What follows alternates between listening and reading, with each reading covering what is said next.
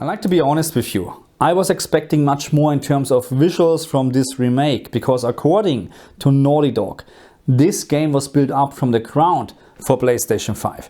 But let's not talk about graphic today. I will do this in a separate video. Let's focus on HDR. But unfortunately, also in regards of HDR, Naughty Dog missed a big opportunity. Okay, so let's talk about the good news first, and we're going to use the LG CX here, 65-inch version, for this demonstration for the whole video. And the main reason is actually because I like the dynamic tone mapping option here, or where I can select dynamic tone mapping or HGiG much better than on the G2, because this on the CX doesn't take so much space on the screen. The G2 is actually, the menu is much wider, and you can't see so much information on the screen then. That's why I'm using this. And of course, the CX is still a great HDR TV. So let's talk about the good news. HDR black level rays. I was not able to find any evidence of HDR black level rays when you play this game in HDR. There is zero. That means OLED black is perfect OLED black. During the game, during loading sequences, there is literally no issue at all. And this actually is very good news. Okay, now let's talk about the bad news. The Last of Us on the PlayStation 5, the remake version and also the remastered version on the PlayStation 4 does not support the PlayStation 5 HDR system level menu. And now you think, that's not a big problem, because we have so many games they actually not supporting this menu, and we still can set up HDR with in-game sliders, but not in the case of The Last of Us. Okay, so let's talk about the in-game settings, what we have in The Last of Us. We have contrast, we have brightness, we have HUD brightness, and of course we have the HDR toggle switch on and off. And I would strongly recommend, if your PlayStation 5 is set to HDR, then make sure this is turned on, because otherwise you have a very bad mix of SDR and HDR and it really doesn't look good. Okay, so let's make this very quick. Neither contrast nor brightness are settings to change or set up HDR in this game. It's not possible. We have zero control over HDR in this game. And it's not completely right, because if we now, let's say we would increase this or decrease this to -10, and then of course we would change the maximum peak brightness in the game as well on specular highlights, but the picture just looks absolutely not good. Okay, let's say like this. Anyway, so there is literally no option right now where we can change the maximum peak brightness in this game, and that's a very bad thing, because what I measured actually on specular highlights, we have a maximum peak brightness of around 8000 or way over 8000 candela, which of course is for most of the TVs way too much.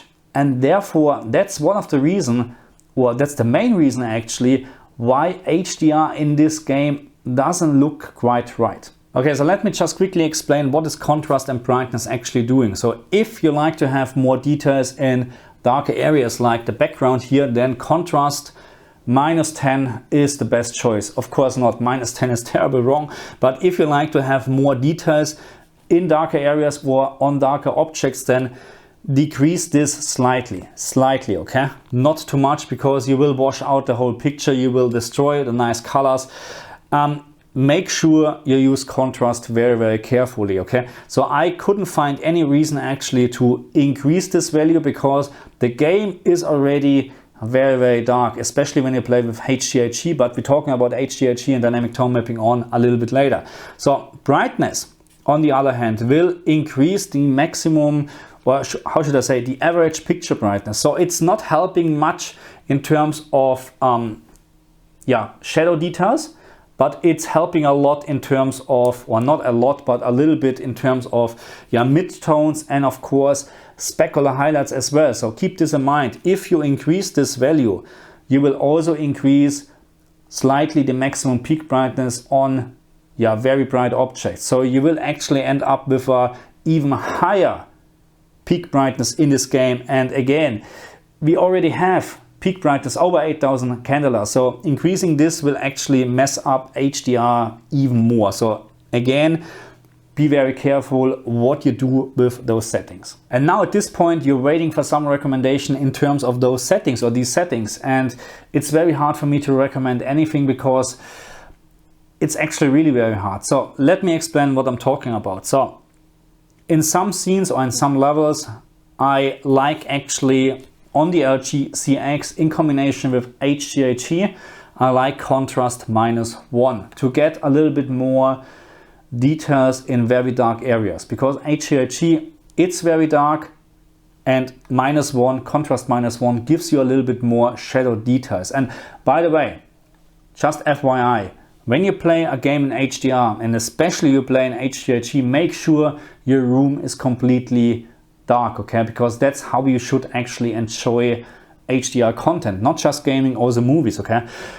But that's it. I can't really recommend much more. So the problem is, as soon you change level or sceneries and you have now an outdoor level, contrast -1, it's a little bit too much. It looks like it's washing out the picture already too much, in my opinion. So I would actually need to go back to 0.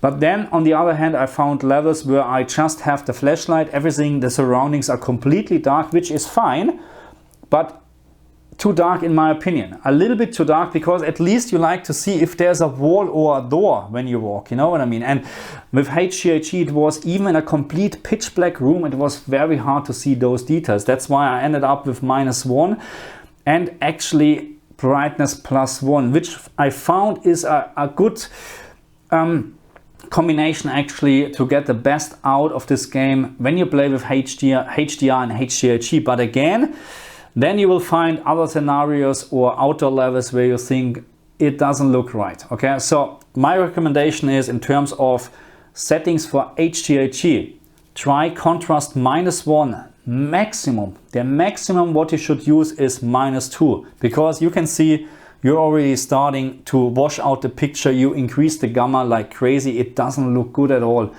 So the overall best value actually is 0. The maximum -2, okay? Do not increase it, because I couldn't find any reason actually to do this, because you will crush even more shadow details. And in terms of brightness, decreasing doesn't make any sense, because HGiG already is very dark, so it really doesn't make any sense. And increasing this too much will just actually give us more clipping on very bright objects because of the very high peak brightness. So we need to be very careful here what we're doing. Unfortunately, HDR in this game is not very well balanced. Let's say it like this, okay? So in 5 years from now on, when we have TVs with, well, let's say like this, the capabilities from the TVs will maybe reach 10,000 nits maximum peak brightness, I will go and revisit this game, because then I think we will have a perfect HDR picture. Okay, what about dynamic tone mapping on? What are my recommendations for this mode? Again, very hard to say, because it depends really where you're playing. Is it an outside level? Is it a indoor? Is it very, very dark? It really depends. So, but what I found is, and this counts for the CX and also the G2, outdoor levels, or when you have a very bright environment, and this right now is dynamic tone mapping on, it is very, very bright compared to HGiG. And again, I will show you the difference between HGiG and dynamic tone mapping on in a second. Right now we're talking about my recommended settings for DTM on, but again, it's very hard to recommend anything, because it depends really what level you're playing. So I found actually brightness is a little bit too much with DTM on. That's why what I would recommend is decreasing brightness by -1 or maximum -2 when you play DTM on. But that's actually all what I can say. Don't touch contrast in dynamic tone mapping on, because contrast, in my opinion, with dynamic tone mapping on is just perfect. Just decrease brightness slightly and put in the comment section what you think. HGiG, dynamic tone mapping off or dynamic tone mapping on? That's the main question for this game when we're playing on an LG CX or G2. And I need to be very honest here, I haven't tried this game at all on my QN95B. Okay, maybe later. Anyway, we have HGiG and dynamic tone mapping on, where you can see there's a big difference in the average picture brightness as usual, but especially in this game, I personally found HGiG sometimes too dark. Okay, so my recommendation is, if you play in a pitch black room, which by the way is the right way to enjoy HDR content, not just games, also movies, then give it a try, HGiG, and try it with my recommended settings. Contrast -2, maximum -2, but start with contrast -1 and brightness +1 for HGiG, okay? Give it a try. If you play in a very bright room or in a brighter environment, dynamic tone mapping on, of course, gives you a lot more average picture brightness. As you can see here, it's more powerful in my opinion. And this is not just a problem with this game. We have many more games where HGiG is sometimes just too dark. But keep in mind, HGiG, regardless of how the HDR is mastered in this game, will give you the most accurate HDR picture nevertheless, okay? So there's no other mode which gives you a better HDR accurate picture, okay? Let's say like this, okay? If you like it, that's a complete different story. The next thing what we need to consider when we're talking about HGiG versus dynamic tone mapping, and also we need to talk about dynamic tone mapping off, is clipping, because especially when you use dynamic tone mapping on, you will have a lot of clipping. Let's talk about clipping on specular highlights in this game, and this here is just one example out of many. The result is always the same when you switch between HGiG and dynamic tone mapping on or off. Dynamic tone mapping off offers the least clipping in this game. HGiG a little bit more, and dynamic tone mapping on, as you can see, is absolutely worse. There's no way that I can see actually right now the specular highlight on this screen. Again, dynamic tone mapping off offers the least clipping, HGiG a little bit more, dynamic tone mapping on is terrible. And again, this counts for all the specular highlights what I have found in this game, or at least, let's say like this, for very bright objects. Dynamic tone mapping on is just clipping and destroying the nice effects completely. Dynamic tone mapping off, yeah, it's not my favorite mode, to be very honest, because I'm missing actually the punch a little bit. But in terms of clipping, that's the best way to play this game. HGiG is a good combination. About both, I like this mode when it comes to displaying specular highlights on the CX or the G2 the best. Okay, so my summary for this right now, regardless of what picture mode you use, HGiG, dynamic tone mapping off or on, you have to make compromises, because HDR is mastered in a way where no consumer TV nowadays can actually show the correct HDR information. There's no way, and therefore you end up either with a lot of clipping when you use dynamic tone mapping on, or you end up with a, in my opinion, too dark picture when you use HGiG. That's how this game is mastered in HDR, unfortunately. The rest from the game, in terms of graphic and visuals or graphic, I will make another video, or I will talk about this in a separate video. I will do a little bit of comparison between different picture modes, of course, or fidelity and performance mode.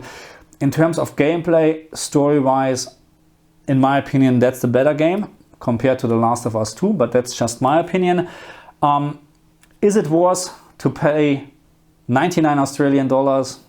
I will try to answer this also in a separate video. Okay, my friends, so that's it for this video. Thank you very much for watching me. Unfortunately, not with very good news in terms of HDR, but again, don't get me wrong, HDR looks okay in this game on the PlayStation 5 and my G2 and CX and Q95P, but it could be better. Okay, let's say like this. So I'm also working on 2 more videos in regards of The Last of Us Remake. I'm doing a comparison video with the PlayStation 4 version, the remastered version, and I will tell you from my point of view as someone who had to pay actually for the game, because unlikely, I would say, Digital Foundry, I really had to pay for the game. I will tell you exactly if I think, from my point of view, if it was worth to pay 99 Australian dollars for this. And I can tell you already, most likely not. But I did this actually to have some content for my channel as well, so keep this in mind, okay? The other video what I'm going to do is I will compare the different graphic modes what we have, fidelity, performance, 30, 40, up to 120 FPS modes, and let you know what I think, what is the best mode to play this game, because there is a big difference in terms of visuals or in terms of resolution as well, what I found. But yeah, stay tuned for those videos, and yeah, again, thank you very much for watching me. I see you guys next time. Bye.